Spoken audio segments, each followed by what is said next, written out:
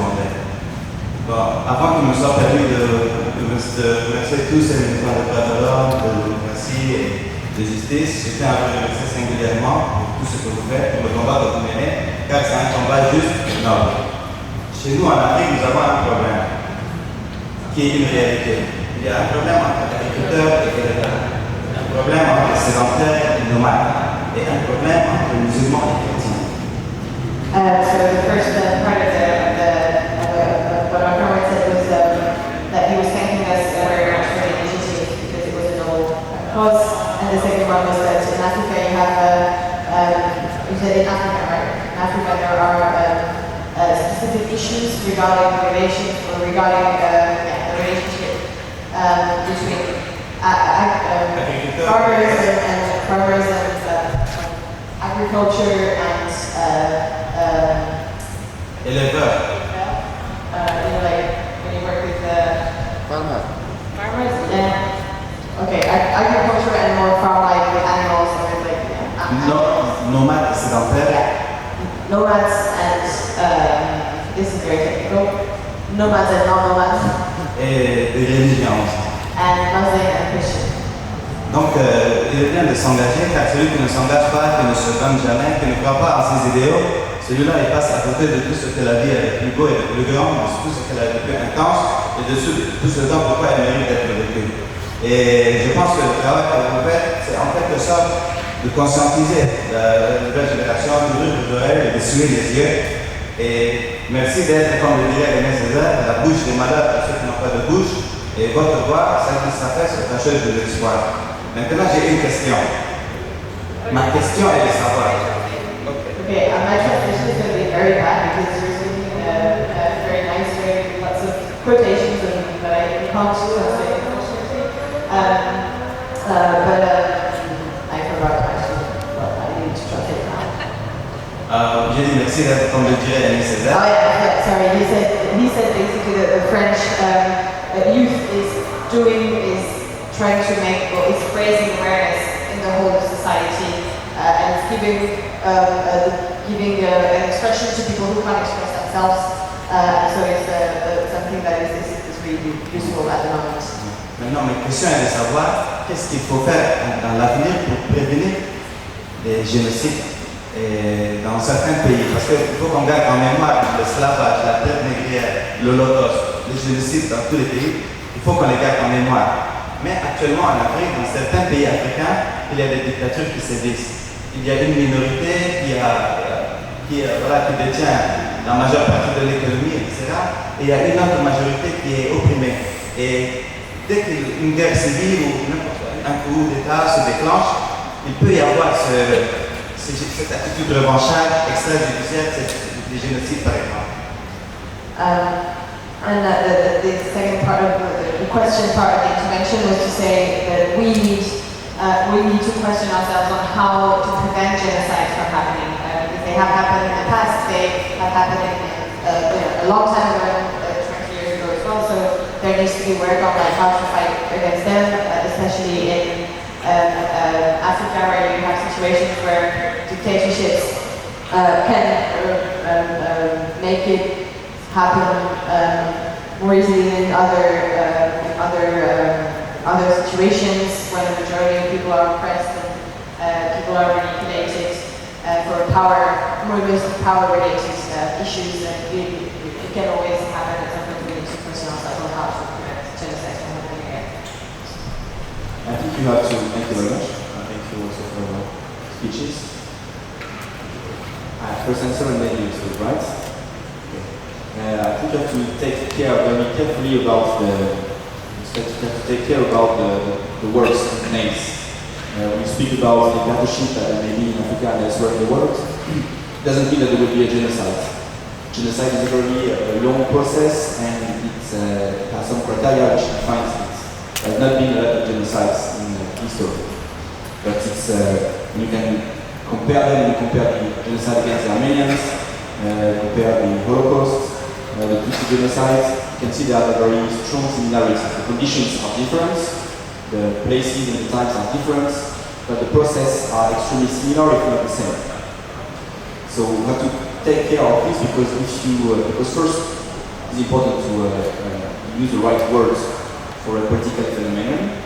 And then also, if you speak about genocide when it's not, and too much, you will lose the effect of the legal tools which can be used, and of also the political tools which can be used for mobilization, including sending military sometimes to prevent or to end something which can be a genocide. And what can be done in the future? I think it is in this initiative, and your presence is important, your participation is important, because it's not only about France. Of course, there is a first point which is important, is to have solidarity with the French insurgents, and also the Belgian ones who have been leading and co-leading this mobilization.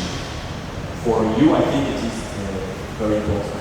The second thing is it's extremely important to understand this case of Rwanda, because it's not very well known, and because it will bring very strong knowledge and understanding of what are the processes which can lead to crime, organized crime, crimes against humanity, or genocide. So that you will be more able to understand them very early, and to make sure that you can act in order for them not to take place, so there is no genocide, there is no crimes against humanity, or less people to die in this, because unfortunately will always be crimes like that.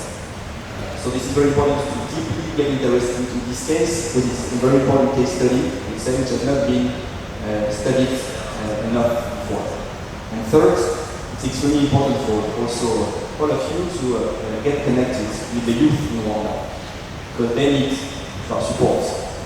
Most of them cannot travel abroad, so for them to have support from abroad, or to have people from abroad coming is something which makes them travel, which is important to open their minds. And also they have been disconnected for a long time, because they were a very poor country, because they were in Africa, because they were subject to discrimination or to stigmatization because of what they are, and what they are in the eyes of the ones who have decided to discriminate them. To build something along with them for the future is something very important. And it means to travel there, it means to have connections with them in terms of how to build student unions, how to build political youth, how to speak about human rights, how to have advice about all of this, and of course any other human attention people can be also with these people. And this future can be built along with them. It's extremely important, it's extremely needy for all youth about the world, but especially for the ones in Rwanda. And in this process, anybody can take part. And anybody from whatever country, whatever your identity, or political identity, or individual identity, whatever, it is extremely important to get connected to there, and to build a circulation between there and here, whatever they hear, and wherever they hear, whether it's in Europe, it's in Africa, in America, Asia, etc. To have circulation, and allow also not to have individuals or countries or groups which are disconnected from the rest. It's also this connection which has allowed genocide, but even not speaking about genocide, it is this connection which do not allow people to to be able to invent their lives freely, to prevent them from thinking about the future as anybody else. So supporting them, being in touch with them, and learning a lot from them, because they have a lot to learn to you, a lot to learn to teach to you, a lot to teach to us, will also be very important. And this is why we have had Rwandan youth leaders, long leaders in this initiative. It can be broader for other issues of genocide and other initiatives in this way. Thank you. I think there was another question over there. No. I think, the camera is going to speak in Arabic and then this translation. Yeah? Okay. It's not working? Just want to ask them what's the difference between war crimes and genocide, and are there some criteria that should be met in order for war crimes to be qualified as a genocide? And is it true, is enough of the reconciliation or truth should be followed by justice? And when we're talking justice, are the responsible for the war crimes should be brought to the justice? And if so, the people who are like, in this case, who were complicit with the war crime, people who committed those crimes, they should be brought to justice too. like we are trying to do the same thing with the local law and people who are committed that crimes, and those who protect them and supply them with the machines and guns that they have given with their crimes.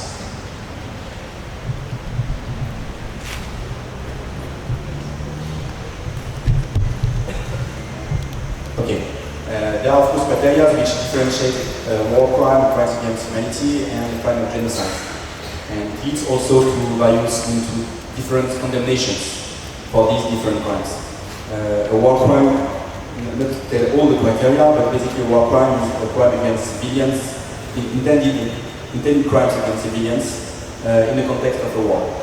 Crimes against humanity is something which targets civilians also. It can be in the context of a war or not, but there is an intention to destroy parts of a group in certain area. The crimes of genocide is the intention and action to try and kill the whole group and to have a plan, to have preparation in order to kill a group for what they are, what they are supposed to be, and not what they have done.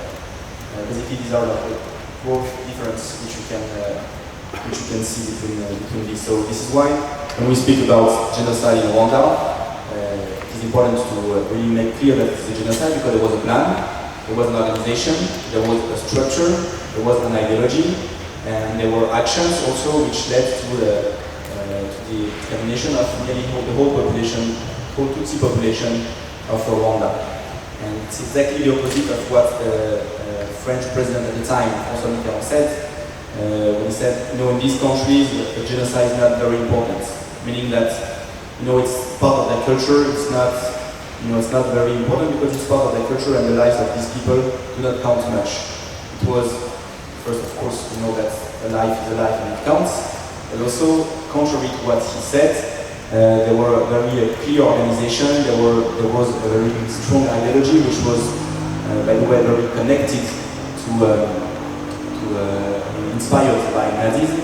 The representation which were there were also very connected to racism and anti-Semitism, which came from Europe in the late 19th century. This structured the way the society was structured in terms of politics. There was an organization, there was an ideology, there was a strategy, there was a plan, and there was a government which made a coup after killing, after the president was killed and after the prime minister, after they killed the prime minister, was supposed to be protected by 10 Belgian UN soldiers.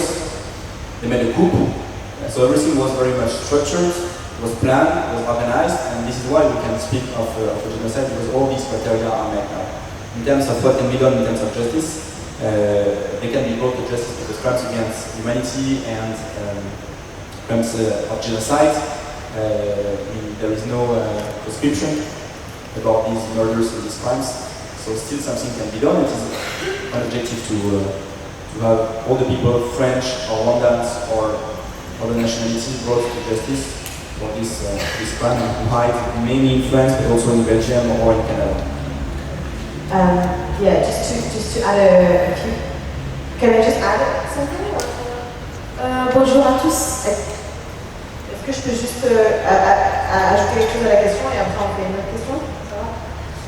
Okay, no, I just wanted to add some things that are related to the justice process because it's also something that we understood and that we got to know better in Rwanda, because obviously you have the process of the international justice and the people living abroad that either can be sent back to Rwanda to face national justice or can also be judged in the countries where they have been found and convicted with the international capacity of tribunals to judge these kind of crimes.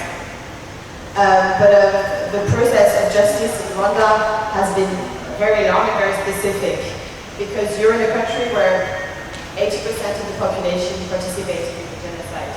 Obviously, you can't send 80% of the population in prison, otherwise your society is just destroyed and it's never going to survive from it. So there was and also it's a very, very long process in the too long, like the traditional justice process is too long to judge everyone the same way in a court, like the same way you judge people on a daily life. So for reconciliation reasons and also for practical reasons, the Rwandan society needed to find another solution to